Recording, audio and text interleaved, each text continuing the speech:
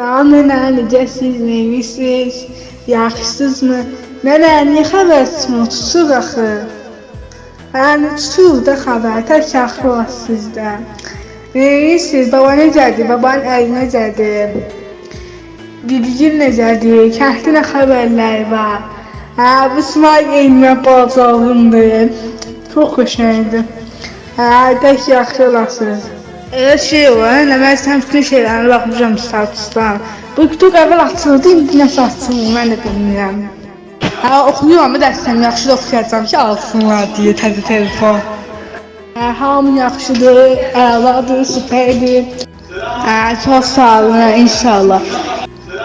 Çox sağ olun, inşallah. Biz yolda vaxt çıxırıq, amma maşının karşısında olacağı rahat olur da bizə. Çox sanırım, amma almamışıq da, xarab olmuşuz, cəhdiymişik də, yəni oldu da, çox sağ. Hamı yaxşıdır, əladır, süperdir. Ata sabah axşam sinəyidir, səhər sinəyidir, axşam sinəyidir, səhər olmalı. Belə, mən də zəng olmuşdum bugün, sən tutmamışdın da, mən zəng olmuşdum da sana. Çox sağ olun, inşallah.